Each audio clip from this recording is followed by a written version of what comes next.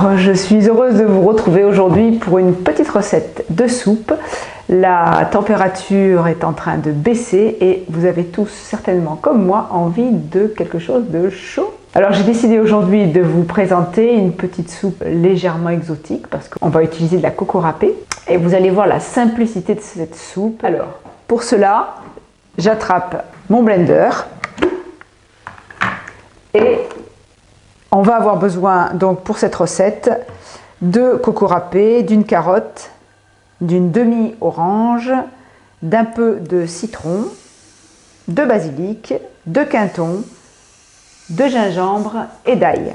Vous allez voir, c'est vraiment très rapide, il y a juste à mettre tout dans le blender et à se servir à l'assiette. Donc là, plus besoin d'éplucher les légumes, plus besoin de faire cuire le gaz, le ci, le là. En 2 minutes, c'est prêt. Je prends ma carotte et je vais me réserver quelques petits lambeaux de carottes, comme ceci, qui vont me servir de déco dans ma soupe et pour avoir un tout petit peu de consistance, de matière à mâcher. Donc ça, je le mets de côté.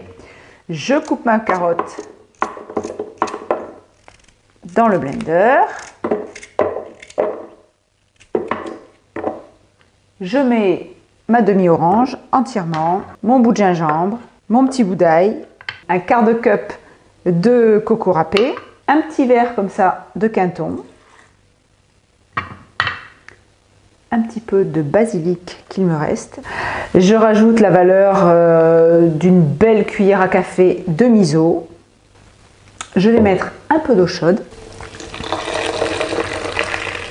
un petit peu d'eau chaude, et je passe au blender. Alors, ce blender, il a l'avantage d'être programmable, et donc je vais mettre 90 secondes.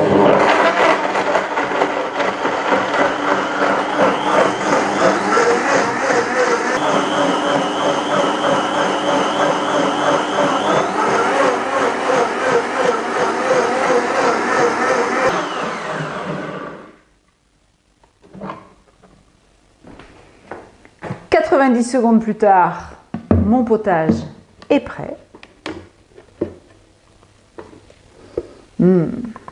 Ça sent particulièrement bon. Je verse mon potage dans mon assiette. Je dispose mes petites carottes râpées. Je mets dessus quelques zestes de combava, un tout petit filet de citron. Ma soupe est terminée. Je vous montre un petit détail qui a pour moi quand même son importance. Le contenant du Blendtec, voilà les hélices dedans.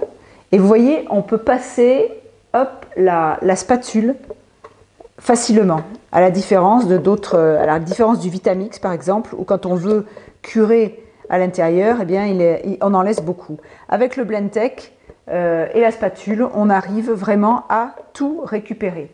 Je vous montre maintenant comment on nettoie le récipient. Donc voilà, j'ai mis de l'eau dans mon récipient, je le passe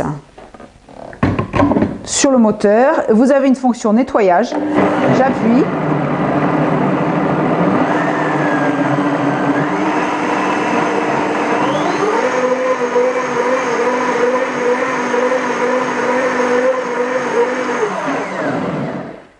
Je n'ai plus qu'à vider dans l'évier et c'est propre.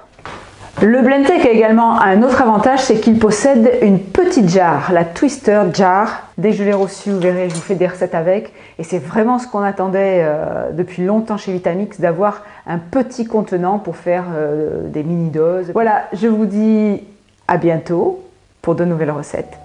Au revoir.